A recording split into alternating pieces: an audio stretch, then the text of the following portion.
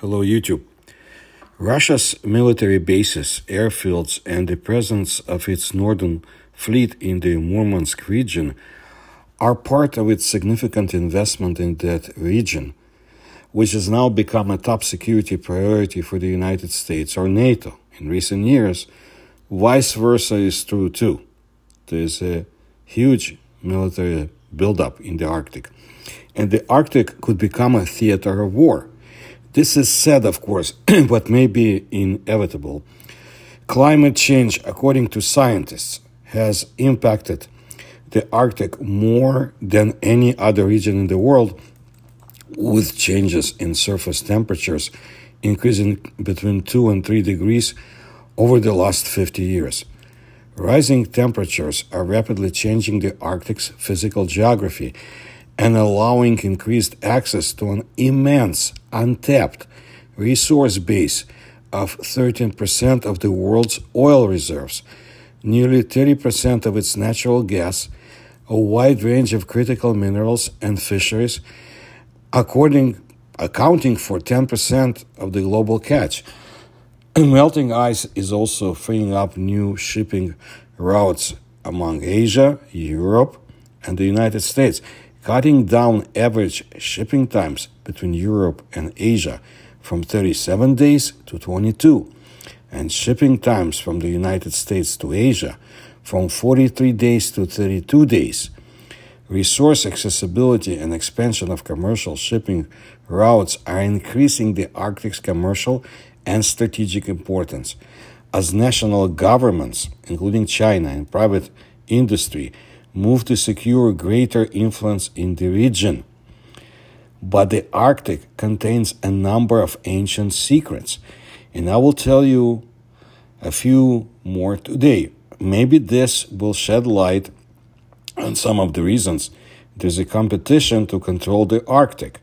Some of the information I will use from the books of Alexander Bushkov, a well-versed Russian writer who specializes in the research of the paranormal.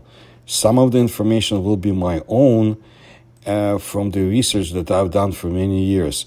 I think it's important to see other views of qualified people on the paranormal aspects of the Arctic. In 1948, in the high northern latitudes, the air operation North, or Sever, was carried out on a serious scale by the Soviet Union. Planes landed on solid ice fields. Scientists conducted hydrometeorological and oceanographic studies. One of the discoveries turned out to be downright sensational.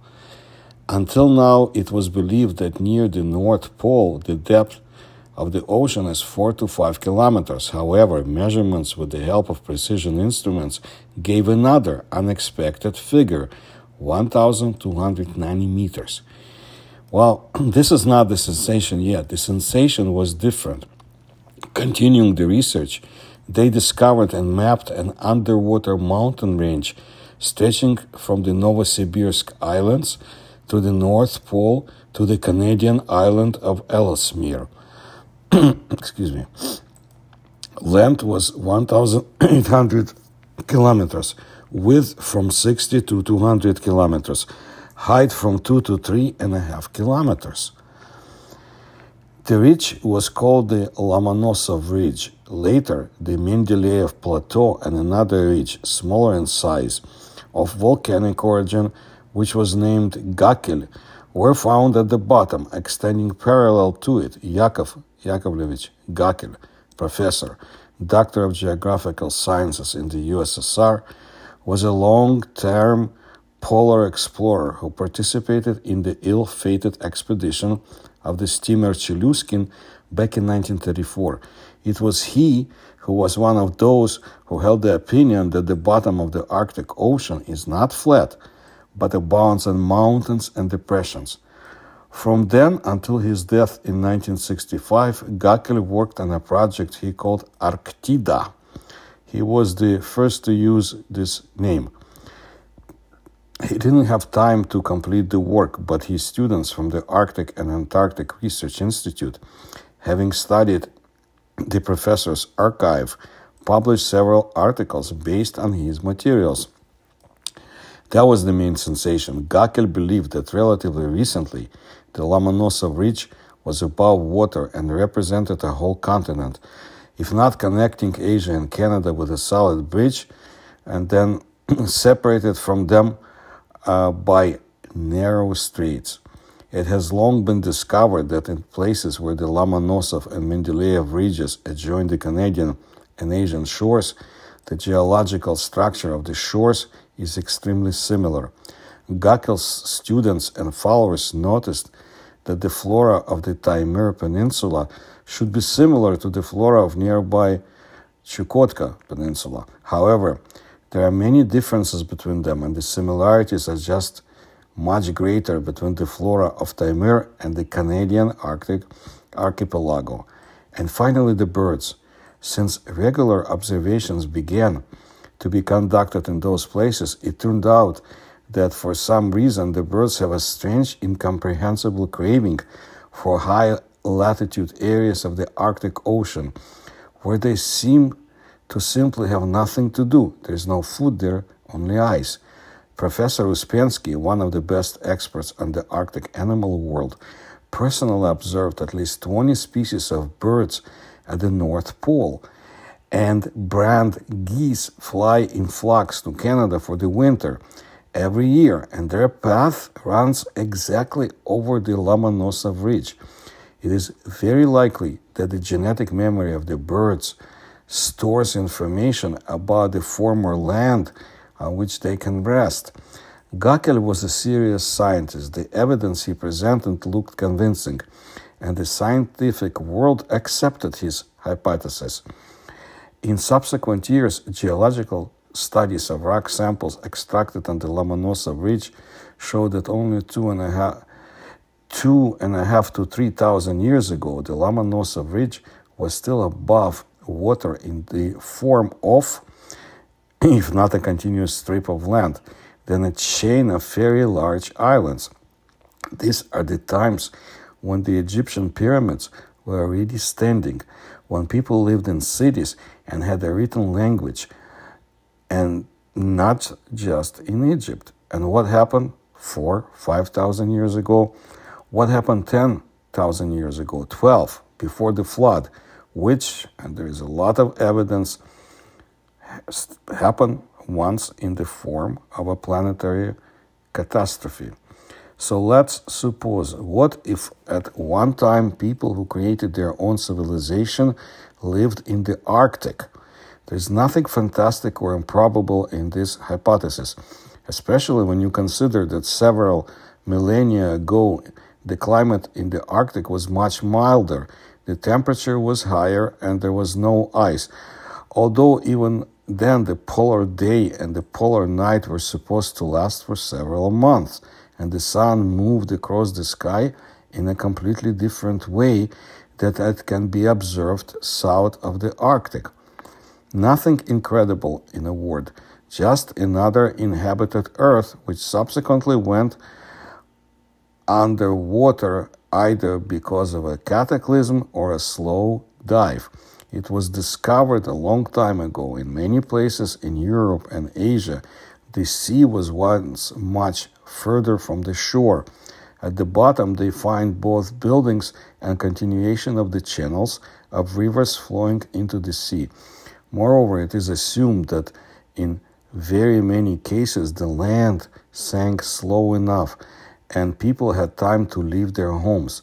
Some people believe that the Arctic sank because of the same cataclysms that swept away a fairly highly developed civilization that knew at least electricity from the and it was gone from the face of the earth about 12,000 years ago. There is evidence, and by the way, I presented a few videos about it. You can find them in my channel. Now, ancient Egyptian wall images in which electric lamps are observed can be interpreted in different ways. The situation is completely different from the vessels found during excavations in the cultural layers of the time of the Sumerians, approximately 2.5 millennia old. They can only be electric batteries. Their existence is a harsh fact. It is impossible to deny it. There is no clear explanation, and therefore the scientific world, as usual in such cases, prefers to keep politely silent and not mention inconvenient finds once again. However, the hypothesis about the cataclysm that covered the Arctic 12,000 years ago is refuted by the very data of geologists that we just mentioned and other facts. Something else could have destroyed the Arctic. Alas, when it comes to mountain formation, both the raising and lowering of mountains, geologists throw up their hands. The mechanism of mountain formation is insufficiently studied. In ordinary language, insufficiently studied sounds like remains a mystery. But the scientific world does not like such vulgarities and prefers more evasive comments or turns. Fortunately, there is nothing to find fault with. After all, it is really insufficiently studied. You can formulate it like this. Already in times very close to us, there were interesting incidents with lands that were supposed to rise above the sea level, but then they mysteriously disappeared and only the sea surface stretched in that place. For example, in the 17th century, it happened several times that in the Pacific Ocean, captains found not just rocks sticking out of the water, but islands of decent size. For one reason or another, being unable to dock, the island was mapped and sailed on. However, subsequent expeditions did not find anything at this place, only boundless ocean. The dependability of the old captains was not questioned. Another explanation was put forward. The navigation devices at their disposal were extremely imperfect, and the error of a couple of 100 kilometers inevitably appeared. For a while, this explanation looked quite convincing until the 20th century. In the end, the Pacific Ocean was explored very diligently. Nevertheless, the islands were never found. Well, then, volcanoes perhaps. Underwater volcanoes are not fiction, but a very real phenomenon discovered a long time ago and well studied. Sometimes their eruptions lead to interesting results. A small island appears above the water, or rather a rock, and then disappears into the depths. A similar thing was observed off the coast of Japan about 70 years ago. Gackel, among other things, was also engaged in underwater volcanology and foresaw the existence of a volcano on the slope of the Lomonosov Ridge. Similar ridges with volcanoes are known in other oceans. One mysterious case can serve as proof. Many have already forgotten what a drifting Soviet station North Pole was. And that's in Russia. You can imagine outside of Russia. Let me remind you, several people were landed on a solid ice floe with a tent and other equipment, and they drifted on it for several months, conducting a variety of observations. Since 1937, at least a dozen such expeditions have taken place, although new ones have not happened for a long time. So in November 1954, in the logbook of the station North Pole 3, the attendant left a note, a strong crack resembling a thunderclap, after which a sharp smell of hydrogen sulfide was immediately heard. The ice floe on which the camp was located cracked. As a result, the camp was divided in two parts. The crack spread in places up to 50 meters in a few minutes. Moreover, one of the polar explorers showed signs of severe poisoning after that. Classic signs of an eruption. Hydrogen sulfide, poisonous gases that can not only poison but also kill a person. This case was handled by Gackel. He discovered that the station was then exactly above the peaks of the Lomonosov Ridge, as was considered by Gackel a volcano. Other interesting phenomena have been observed in the Arctic. It happened more than once that the high piles of ice were mistaken for islands, for solid land. However, then the ice melted or was carried away by sea currents, and the island disappeared forever. That's just that there have been cases that cannot no longer be written off as ice. That explanation doesn't work. In 1945, Soviet pilot Streltsov in the Arctic, he saw a small rocky island at the northern tip of the Severnaya Zemlya archipelago, which had not been on any map before. This island was never seen again. It disappeared as suddenly as it appeared. A few years later, another polar pilot, much more famous hero of the Soviet Union, Cherevishny, in the northern part of the Laptev Sea, observed from the air a small rocky island in the form of a comma. His navigator, the most famous in his time, Akuratov, who, by the way, witnessed several UFOs during his service and kept raising the issue with the authorities to study them. He called that island Comma Island. No one else saw that island. Already in the 1950s, Gakel, flying with Cherevishny, saw a high pillar-shaped island near the pole. By no means icy, according to Gakel, very similar to those basalt rocks that are located on the islands of the Franz Josef Land archipelago. It was not possible to examine it properly. Either there was little fuel or bad weather broke out. The exact coordinates of the island were fixed, but later pilots flying in those places, and there were a lot of them, did not see anything similar there. Lomonosov Ridge, it seems, continues to live its life by itself, periodically throwing out surprises. It would be extremely tempting to look for traces of an ancient civilization on the Lomonosov Ridge. Alas, this is in the Black, Mediterranean, and other warm seas. At a relatively shallow depth, scuba divers have been successfully engaged in underwater archaeology for a long time and have discovered a lot of interesting things. In the case of the Arctic, the conditions are completely different. A depth of more than a kilometer and icy water. Long and thorough research, because other type will not bring success. You need to search especially carefully underwater. Would require more than one underwater vehicle. As a result, not just one supporting vehicle. The costs, of course, are not comparable with the financing of flights to the moon, but they would still come out to be quite huge. Where is a government today that will do this for the sake of satisfying scientific curiosity and solving historical riddles? And there are very few underwater vehicles in the world today overall. Those military ones in the Arctic, I'm sure that some of them search for USOs, unidentified submersible objects. See my videos about the Russian Arctic, but they do not look for ancient sunken civilizations. Maybe. It's a pity. If the Arctic sank slowly enough, if there was no cataclysm sweeping everything from the surface of the earth, if people lived in the Arctic and built stone houses, there are chances that a long and diligent search could have found what was left of them, as happened at the bottom of the sea at other places. But where to get this kind of money and underwater vehicles? At least a dozen.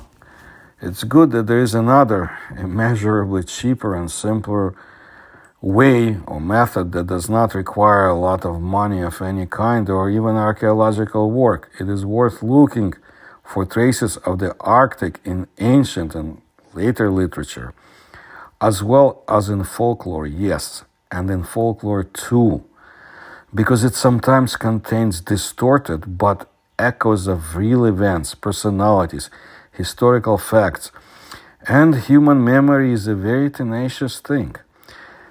Here are a couple of examples from astronomy. Sometimes people wonder, why did people call the constellation Ursa Major that way?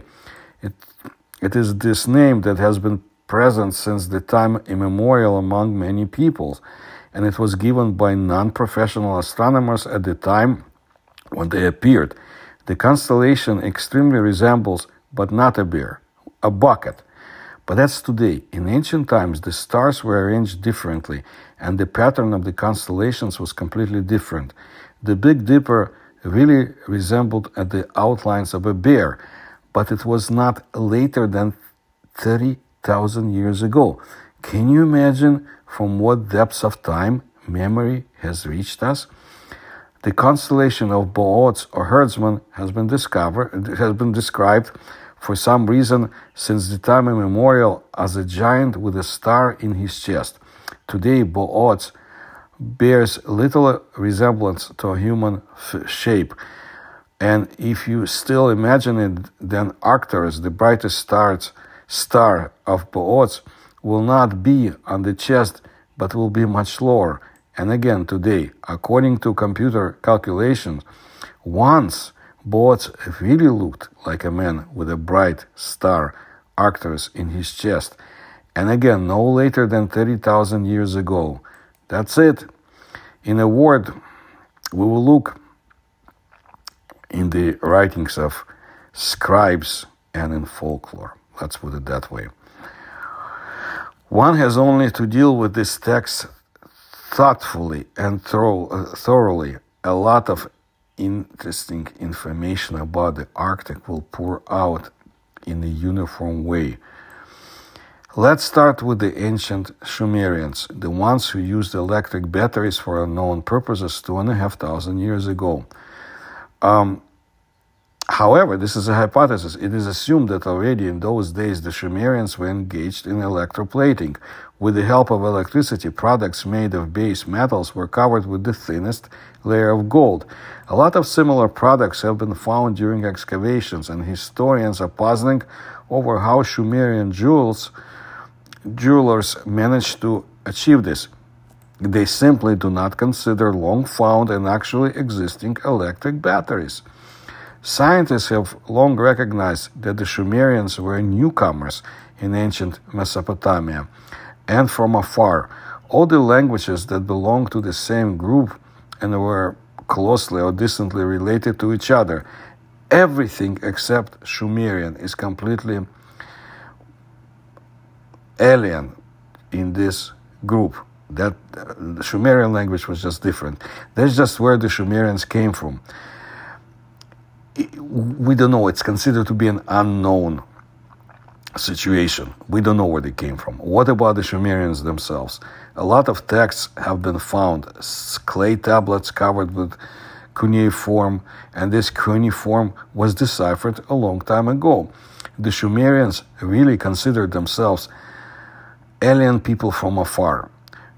Like many ancient peoples, their folklore is full of references to the Golden Age, the happiest time in the history of mankind, when people lived long, richly and happily, knowing neither wars nor strife nor many other misfortunes.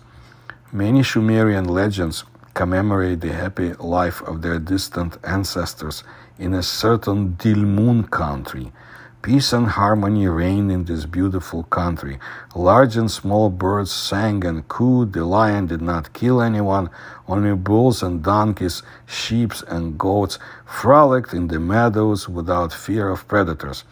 There were no stinging snakes and poisonous scorpions. The timid pigeon did not lower its head in front of the kite. Paradise Island was inhabited by a tribe of immortals.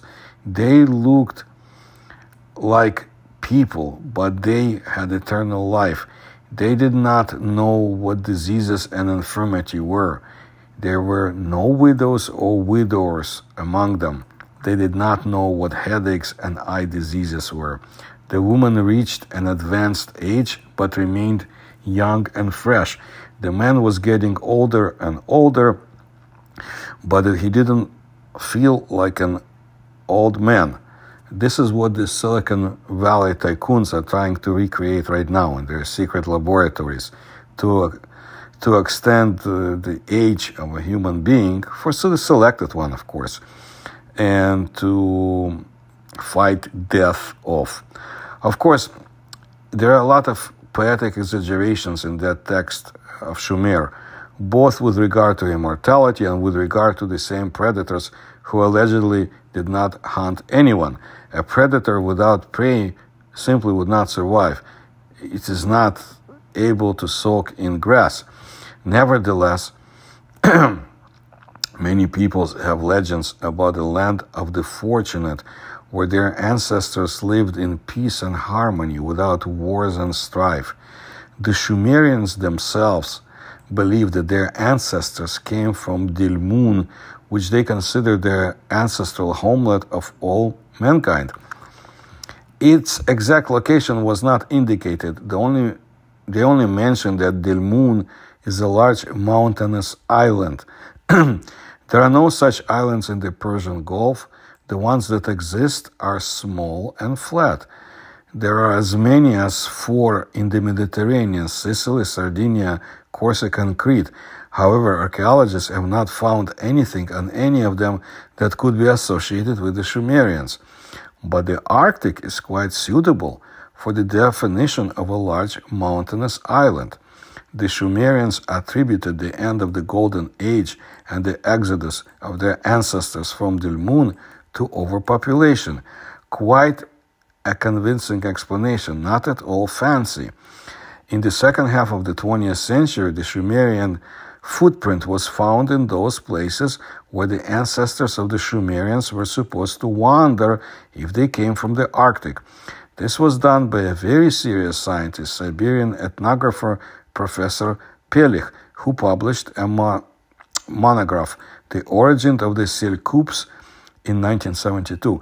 She found a lot of similarities in the cultures of the Seljuk living in Narim, the Ob River Hanti, the Yenisei River Keto, and the ancient Sumerians. The Seljuk, until the 1930s, called Astyak Samoyeds, or a Samoyedic-speaking or Uralic ethnic group native to Siberia. They live in the northern parts of the Tomsk region, Krasnoyarsk territory, and the Tyumen region, with Yamalo-Nenets autonomous okrug or territory. There are too many coincidences in ornaments, including sacred symbols. Other ornaments of the Seljuk directly repeat the signs of early Sumerian writing.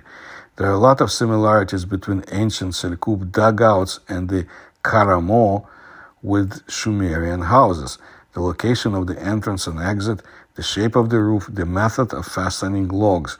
The boats of the Sumerians and Seljuk seem to come from the same workshop, as well as complex bows made of several types of wood, bone, and tendons. The funeral rites of the two people are extremely similar. Both the Sumerians and the Seljuk laid the dead on their backs with their heads to the south, crossing their arms in the lower abdomen, and put pottery or either nails or nail-shaped objects fashioned from clay in the grave. There is too much for a simple similarity between the secret shamanic language of the Seljuk and the ancient Sumerian language. A very important detail in the circumstances of the exodus of the ancestors of the Sumerians from their historical homeland. There is no mention of any cataclysm, only of overpopulation. However, it is also clarified the gods who decided to end the Golden Age sent not only diseases and strife, but cold too. In ancient Greek literature, there will be many even more interesting details about the land in the Arctic Ocean. It was as commonplace for the Greeks as, say, the existence of Athens or Mount Olympus. The Greeks called it Hyperborea, that is, the country lying outside of Borea. The god of the winds, Boreas, lived, according to the Greeks, on the shore of the sea, which we today call the Arctic Ocean. One of the exploits of Hercules was just performed by him within Boreas, that is, in the far north. It was believed that the famous scientist Pythagoras came from Hyperborea. Like one of the main Greek gods, the sun god Apollo, with his twin sister, the goddess Artemis, born in the land of the eternal sun, the Greeks placed in the circumpolar waters not only a completely terrestrial Hyperborea, the land of the fortunate, in Greek literature, the islands of the blessed, but also the kingdom of the dead of the god Hades. In fact, they believed that the kingdom of the dead was located underground. However, Ulysses, who decided to summon the souls of the dead one day during his wanderings, does not descend into the dungeon like other heroes of ancient Greek legends like Orpheus, but sails to the shore of a certain sea where there is eternal darkness, extremely reminiscent of the polar or Arctic night. A few interesting quotes. One of the most authoritative scientists of the ancient world, Pliny the Elder, in his Natural History wrote this: "A fortunate folk of people, if this can be believed, who are called Hyperboreans, reach very advanced years and are glorified by wonderful legends. They believe that there are loops in this world and the extreme limits of the circulation of the luminaries. The sun shines there for 6 months, and this is only one day when the sun does not hide, as the ignorant thought about it. From the spring equinox to the autumn equinox, the luminaries there rise only once a year at the summer solstice and set only at the winter solstice. This country is all in the sun, with a fertile climate, and is devoid of any harmful wind. There can be no doubt about the existence of this people." Firstly, the real geographical conditions of high latitudes are reproduced here in the most accurate way, without any fantasies. The polar day and the polar night, both several months long. The sun does not set and does not rise for months. It constantly moves across the sky.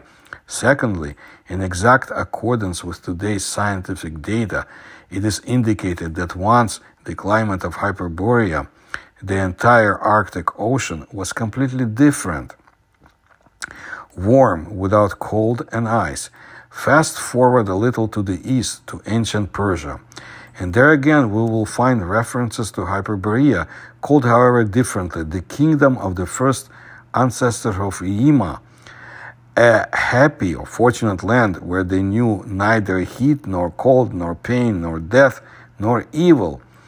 Again, that mention of the Golden Age. The Persians believed that their ancestors came to their current places of residence from the north, and just after some stunning cataclysm, when terrible cold came to their ancestral homeland and it became impossible to live there. The founder of the ancient religion of the Persians, Zoroastrianism, the prophet Zarathustra, also arrived from the north, having crossed the Great Sea. This is told by the holy book of the Zoroastrians, Avesta, more precisely the geographical poem included in it. Undoubtedly, in the books of the Persians, written in antiquity and during the Middle Ages, there was a lot of interesting information about Hyperborea. Alas, of all the extensive Persian literature of this period, only the Avesta has survived, and even then not entirely. During the Arab conquest, books and priests were eliminated in Persia, and only the Avesta has reached us, and even then not all of it. The mystery of the Sasanian silver remained. On the territory of the present Russian north, a truly fantastic number of silver products have been found, artifacts, which are considered Sasanian: dishes, jugs, bowls, cups, extremely massive and weighty, Back in the Middle Ages, to put it mildly, it was mined by both Novgorodians and Muscovites, denizens of rival old and antique Russian cities, who often fought with each other for profit, trying to cut each other paths to the land of Zakam or Transkama River silver. They knew what was in the river, what was hidden there. No matter how much they expended, a lot of silver has been preserved still. Up to our time, rich treasures and individual objects have been found. And today, there is still a lot, no doubt, just lurking away in the ground, down below the feet of people who live there, in that Russian land. That's just sometimes among the finds. There were some very strange ones. At the beginning of the 20th century, a merchant by the name of Alin, an avid collector of this silver, lived in the city of Cherdyn. As often happens with collectors, Alin spared no money for the object of his passion and willingly showed his own treasures to everyone, turning his house into a kind of public museum. Unlike other collectors who sat on their collections like a watchdog, the merchant always allowed scientists to inspect, study, and sketch the collected treasures. So, among other things, a silver jug found in the Perm province, that's in the Urals, fell into Alin's hands. Scientists have carefully sketched it. In shape, it extremely resembled many of those that are exhibited in the Hermitage Museum. But the image on it categorically did not fit into either the Sasanian or any other culture. It is assumed that some great goddess is depicted on it, but scientists have not been able to find out who she is and what kind of people worshipped her.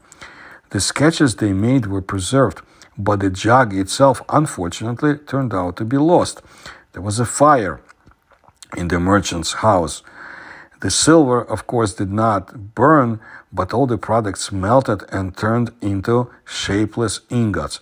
They, by the way, counted 16 poods, and considering that the pood, a Russian weighing measure, was 16 kilograms, you can get an idea of the richness of the Alin's collection.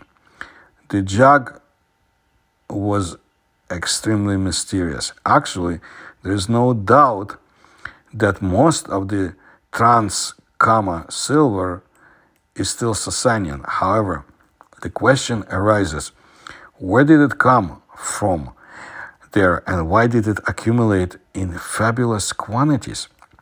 The explanation accepted in the scientific world reads like this. First Persian and then Arab merchants exchanged the furs highly valued in the East from the Aborigines for silver valued by northern people. However, starting to look at details, you find interesting details. The northern people stored silver, but they did not attach much value to it. Silver dishes were used as amulets, scratched over the images of their own gods, spirits, and shamans, and hung on trees. This is at best. At worst, they used the dishes as feeders for livestock. Such cases have been recorded.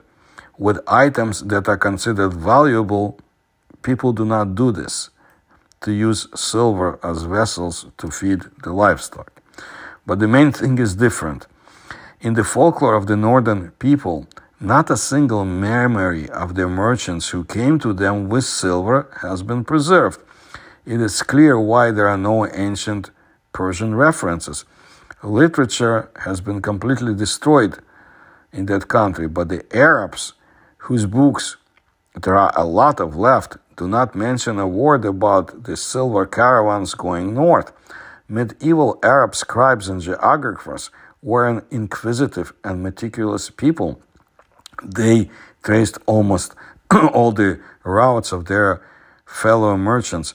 diligently collected information and left a lot of interesting works, including about ancestors of modern Russians, but not a single mention of barter with the northern tribes for silver. In general, there's not a single mention of any trade of the Arabs with those tribes. The Arabs only reached the capital of Great Bulgaria, that's Volga, Bulgaria, approximately the area of the present-day city of Kazan. They were well aware of the polar day and night already in the 12th century. For example, Abu Hamid al-Garnati, who visited the upper Volga. He called the Arctic Ocean the Sea of Darkness. But they did not travel to those places themselves and do not mention that Volga Bulgarians merchants did it.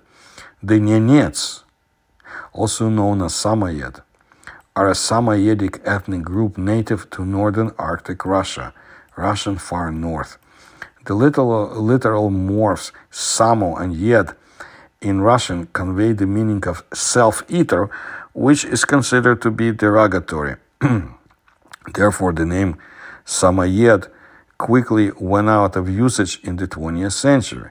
The people are known as Nenete, Nenaje, Nenaye, which means human.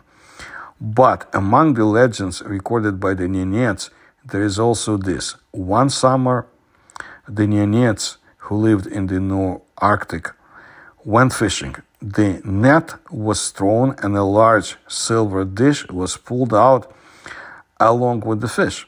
And interestingly, they did not see the slightest value in it.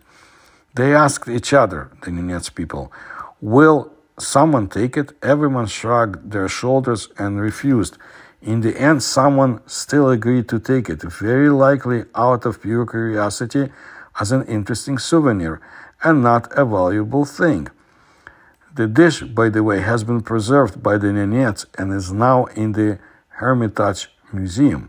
By the way, the future author of the most interesting books about the legends of the Russian North, Pisachov, began not as a writer but as an ethnographer. In 1924, while collecting folklore of both Russian Pomors and local people, he met an old Nenets man, a Novaya Zemlya, and wrote down the following story from his words.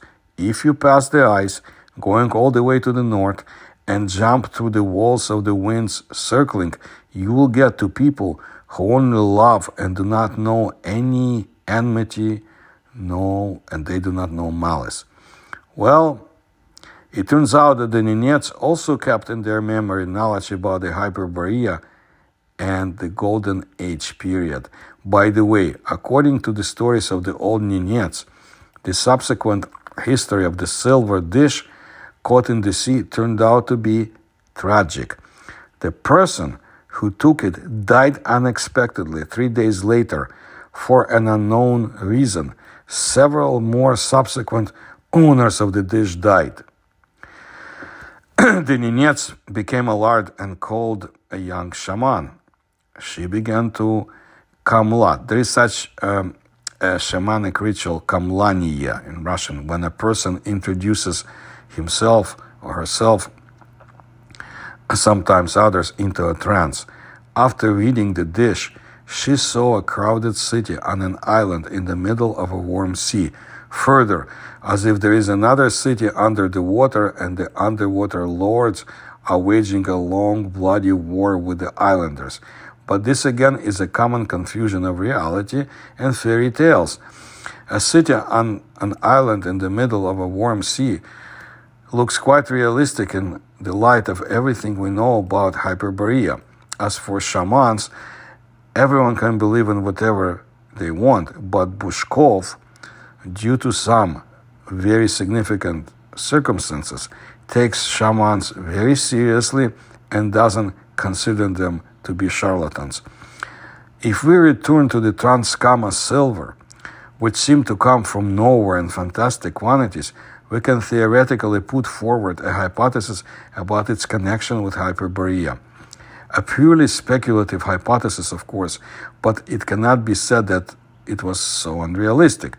Interesting things were told by the tribes who lived near the Ob River, that's in, of course, North Russia, According to their legends, the northern, very warm seas are inhabited, however, not by people, but giant birds with human heads who can speak human language.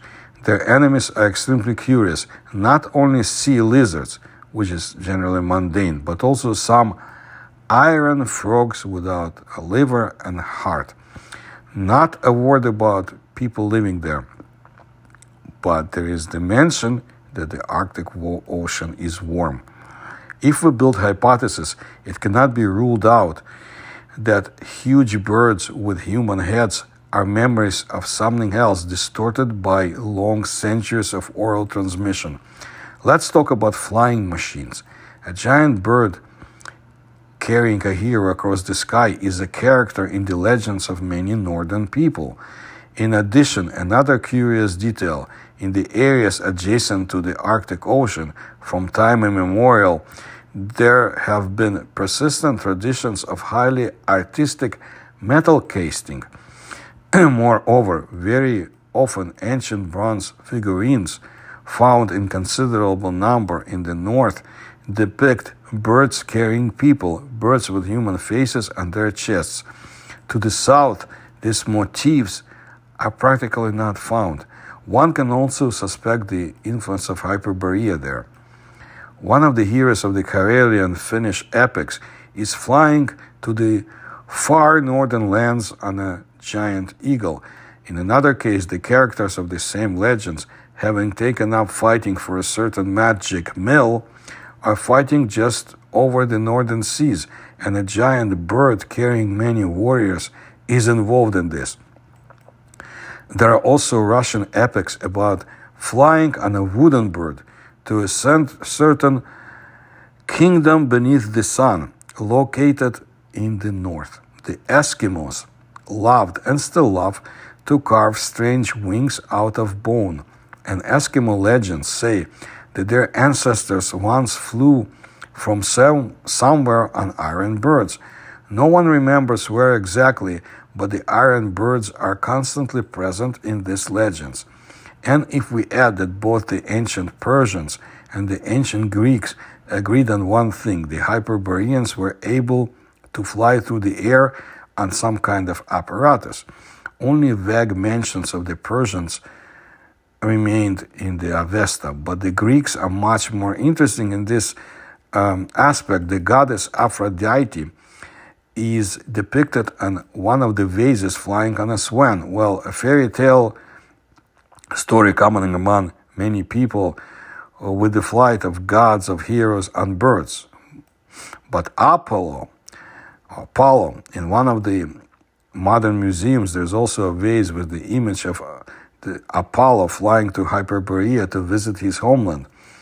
This is where the plot for the ancient historical pictorial symbolism is absolutely atypical. Apollo flies on some kind of strange apparatus: bird wings, a bowl-shaped platform with 3 supports, on board of which mysterious rings and stands flaunt. This is exactly what the device is. There are several such images known, and they stand out from the usual ancient Greek symbolism. Wherever you look, you often come across information that can be considered the memory of Hyperborea without stretching too much, so to say. A significant part of the folklore of the Ossetians. These are people related to the ancient Persians by language, is occupied by heroic tales about the achievements of their ancestors, the heroes of the Narts. A very notable among them is the hero Bora, whose name is extremely reminiscent of Boreas, of the ancient Greeks. Among other things, he once came to a certain land of the fortunate sea people, passing the kingdom of night on the way, and found there a mysterious lake of fire, or just a warm sea, with a crystal mountain at the bottom. It has long been established that in the Ossetian folklore, crystal symbolizes ice. Fire and crystal wage an incessant struggle among themselves. And further, As it appears from folklore, the Ossetians believed that their ancestors did not live in the mountains, but on the sea, and were descendants of the sea king Don Betir. In ancient Greek legends, the sea elder is also mentioned when it comes to the north again. In Chinese mythology, there's also a clearly manifested respect for the north. The ancient Chinese believed that the dead would one day rise from their graves, and they buried the deceased so that after resurrection, the deceased would face north. The motifs are quite serious. The Chinese believe that the earthly paradise is in the north, under the heavenly palace of Shangji, located on the polar star in the center of the earth. In an ancient advanced civilization may be hidden in the cold waters of the Arctic, or whatever remains from the civilization. I have more videos about this mysterious territory. You can find them in my playlist about the Arctic, and I will bring you more evidence soon. My evidence is available from open sources. Who knows what's in the sources that are not open to us? But keep your eyes on the Arctic. Maybe someday there will be discoveries made by various submariners whose vessels lurk in the cold waters of the Arctic. Chance discoveries, but that happens too. I want to thank you for your attention to my work. If you can support my research, please do so through the links you will find in the description to this video. Please tell others about my channel. Please like my videos.